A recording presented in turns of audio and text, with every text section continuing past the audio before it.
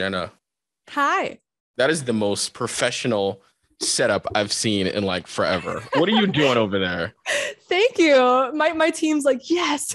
It looks really good. You sound really good. Tell me everything. Tell Thanks. me all the things. I want to get to know you. What's happening? A lot is happening. Literally so much, a lot of radio stuff. I just found out I was added to 32 stations so far. So That's amazing. How do you feel when you get like, I guess, a note about that? I scream internally and sometimes externally as well. So it's just one of the best things ever. I've dreamed about it since I was a little girl. So I'm so happy. Is that when you, I guess, honed into your craft and singing when you were back when you were a little girl? Yes, yeah. I've always loved music, but I started playing piano when I was around 5 and guitar, and then singing at 9, and then songwriting that same year. So I've always loved music and found out at a very young age. It's so interesting because I am always so impressed when people are like, I started playing the piano at 5, I was singing at 9. I feel like I can barely like put together full sentences at 5 and at 9, but you're out here playing the piano. I mean, I can't say I was all that great at it though, if that makes it any better, but I tried. You It were led doing me to it, where I am. right? You were doing it. I was doing it. My fingers were moving on the piano. What were, I guess, your early influences when it came to music? Like, what did you love listening to and mimicking and stuff like that? I have so many. Like I grew up listening to a lot of 80s new wave music. I think that's super cool and my parents always had it on in the house, but I really love how melody driven 80s music is as well as the instrumentation in it. So there's so many people like Depeche Mode, Duran Duran, Echo and the Bunnymen, The Cure, Blondie, so many. And then as well as my dad is originally from Cuba, so a lot of Cuban music was on in the house, which I love as well. And that's all influenced me as an artist and gotten me to where I am now. Were you one of those kids that were just like running around the house performing for everybody, singing and stuff like that? Always. I don't love to say it, but I was super shy. I'll say that. I was, but when it came to music, it all went away. It was like I could do anything when it came to music. And that's when I think I realized that it was what I meant to do, because if it could take away what I grew up with and if it could make me feel at home and like myself, like when I'm on a stage or in front of family or friends, my parents would always have me perform for literally anyone who came over. They're like, "Oh, it's time, get on your piano." And I'd be like, "Okay." And so literally at all times I would have to be ready to just sing or play for anyone. It's so funny because as soon as your family knows that you have a talent, they want to exploit that talent for their own entertainment. Like I used to do impressions of uncles and aunties and stuff like that. Hey, come over here and do that thing that you do. Isn't that the worst? It is the worst because you're like, "No, not right now. Like this is Right. not the time." That is so funny. I love that. My parents were the same way. I gotta get into my groove before I just like turn on. Yeah, give me a minute. Give me a sec. Would you still consider yourself as a shy adult? No, I am not. Fortunately, I think music has been the thing that's gotten me out of my shell, and I'm so grateful for that. So I am not anymore. There's still aspects of that side of me which I will always be grateful for, but I'm lucky to have gotten through it. So tell me about growing up as a Cuban American and how that has impacted you as an artist. It's really been amazing. I grew up around my abuelo and my abuela who passed when I was younger, but I grew up with them, and hearing about the culture of Cuba and how rich and vibrant it is. There's music literally on every corner. And so hearing the stories of, my dad being born there and just how amazing it was and it still is. And I really want to go visit, but it really shaped me, I think. And having that inside of me and in my heart has been really, really important for me growing up. How do you feel like you've incorporated that into your music? I did a song called Forever Yours with Casper Mágico, Mhm. and he was amazing on it. He is a Latin artist. And I think I want to incorporate it so much more, but in a deeper way. I think it's in all of my songs. It's even if they're not, Latin songs, it's in there. Like the heart of me being Cuban American is in every song. So, of course, March is Women's History Month. Shout out to all of our Yes. ladies. How Shout important out. is March for you?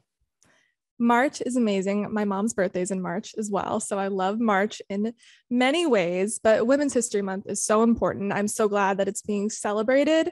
And especially as a woman in the industry, it feels really nice to just have some time to be acknowledged in that way. It's has a lot of hard aspects to it, but a lot of great things as well. So I've definitely been on a journey this whole music industry time in my life. This whole music industry journey. Journey, yes, it's been a journey. How has it been just being a woman in the industry so far? It's been interesting. I mean, not only have I been a woman, but I've also been a young woman. I started really pursuing music when I was 12 and like going in the studio and going to meetings and stuff. And as you can imagine, the people in those meetings and at the studio, when a 12-year-old walks in, it's like, okay, you're not taken seriously. And that was all the way up until I was probably about like 17, honestly. It was just a time in my life where I just felt like I took myself seriously and I wrote songs that I took seriously, and not always about things that happened to me, obviously, because I was so young, but they meant so much to me. But having just not being taken seriously overall was super hard. And I'm grateful that I am now in most situations, but it definitely was a challenge. So as a 12-year-old going into like an executive's office saying Yeah. that I wrote this song, I want to release this song, whatever the fact, you know what I'm saying? What is some of the responses that you would get being in that office? There was one specific meeting I remember in particular, and it was with a really important man. And my mom was in the room, and the producer was in the room as well. And he just asked so many questions like, how could you possibly write a song like this? Like, are you even allowed to date boys? Like, you shouldn't be writing songs like this person. Like, I don't know why you are. And then just, this isn't good. And like, I was sitting there and I think I was 13 and I was like, wow. And it was just like I'm also very sensitive as well as I grew up You're an shy. I was very artist. You're an sensitive. artist. All I'm an artists are. artist. Well, here's Yes. the thing. I feel like all artists are sensitive because you're writing a song and he's basically calling your baby ugly. Exactly. And again, I was not being taken seriously. So here I am, I'm like fighting back tears. I'm like, I'm not gonna cry. I'm not gonna cry. And I didn't. And I walked down and I'm like, thank you so much. I really appreciate it. And that was that. But that happened a lot. Just meetings where it was just like all they asked about were boys and like things like that. And I was like, why are you asking me about this? It was just weird interviews. I want to Or know what did meetings. your absolutely. I want to know what did your mom say as he's trying to run you down and talk about your music? My mom is the sweetest woman, but like when she feels that like I'm not being treated fairly, she will say something. So Oh, absolutely. she would just be like, I have no problem with her writing these songs, and I support her 100%, and I think she is amazing. So like she would just say things and just support me. Both of my parents have supported me so much, so I'm grateful for them. I kind of feel like that this business is kind of ruthless at times. Like it's just either you like the song or you don't. Like I don't necessarily feel like you need to run down as to why, you know what I'm saying? Why you don't get the song. I know, especially not to like a 13-year-old, even though I was like different than a normal 13-year-old, like still, I feel like I would hold that back. So you leave that meeting, and what happens next? You guys get in the car. You guys, where do you guys go? We get in the car, we drive home, and I think I cried a little in the car and then carried on with my life. Do you remember the conversation you had with your mom as you guys were leaving, or as you guys were in the car? I think we were just ranting about it. We just ran. She just lets me talk when I want to talk.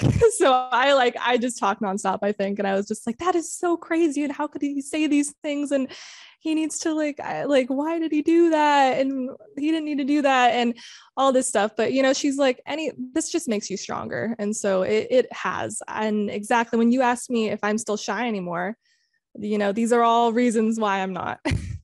I don't know. It makes me want to rant. Like it's just so unnecessary. You know what I mean? Yeah, So it is. Sometimes you need to rant. tell us about Checkmate. Checkmate. Yes. So I wrote Checkmate during the peak of quarantine. Mhm. And I was really inspired. I know a lot of people were by the Queen's Gambit. And watching that show and growing up playing chess as well, I started to think, how can the strategy of chess relate to real life toxic relationships? Because there's so much strategy in chess, and you always have to be 5 moves ahead. And there's so many different things that's what we do in real life, whether we know it or not, with all different types of relationships, whether it's friends, families, any type of relationship. We do that. We strategize, or we say, oh, how can I get what I want here? How can I do this? And so that is a lot of what Checkmate's about, is strategy. I tell you what, there is something about a toxic relationship, although it is very bad when you're going through it. But let me tell you, I feel like you just come back with so much. What's the word? You come back with so much, material to write about. Ammo. Yeah. Right after coming out of a toxic relationship. Yeah. And seeing like friends and family go through things, and like watching TV and movies, like that's how I write, is observing the world around me, and in like having it influence me in whatever way. And so that's like just seeing people's experiences and my own. It helps me write.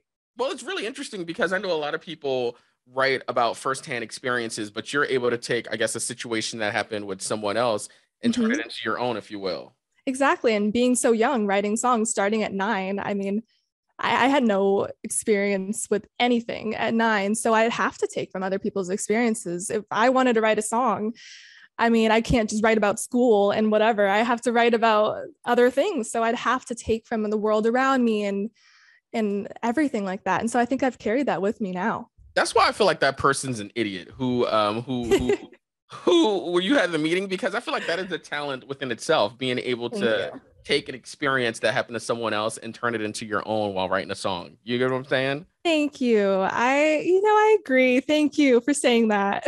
Now I'm sitting here still thinking about how he was in his office disrespecting you. I wonder where he is now. I don't even know. I know the company, but I don't know where he's at. Well, I'm gonna ask you the company off the air. Okay, I'll tell you. I'll tell you. All right, so you got a new EP coming out this year. Any release dates? How are we feeling? Anxiety written? Tell me all about that. So good. I mean, anxiety is low. I'm just excited. I get so happy because I work so hard. I've been in the studio nonstop. And so when I put my heart and soul into something, I'm just like, let's get it out. Let's do it. I want people to hear this. So I'm very excited. No release dates yet. We're planning it all out, but it's going to be super great. I'm just so happy. I am so happy for you. There is something about you that just seems like are you always this even keel all the time? Oh, that's so sweet. I love that you said that. I mean, I get mad, I get sad. I have lots of layers. But thank you. Huh. You're not a Capricorn, are you? No. I am a Capricorn. Did you just guess that? Yes.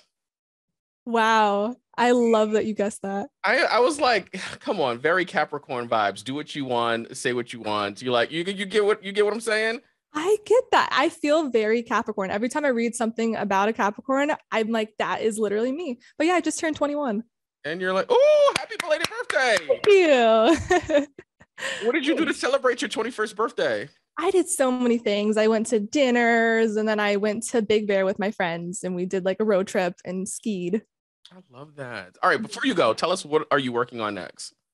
So many things. I have a new single coming up, and the EP that we mentioned. And so lots of new music, lots of performances coming up. I have so many goals, and so many aspirations and dreams. And so I'm just working towards it to make them all come true. Can I ask you one thing? What is one goal that you want to see flourish this year? This year, I don't know if it's this year, but I'd love to perform at Madison Square Garden. Oh. So, I mean, maybe it's this year. I don't know. Listen, let's just put it out there and see what happens. Yeah, we'll put that energy out into the universe. We will. Absolutely. All you can do is continue to work and perfect your craft, and it will fall right into your lap. Being super talented. Thank you. Yeah, exactly. All you can do is the best that you can do, and with what you have. So that's what I'm trying to do.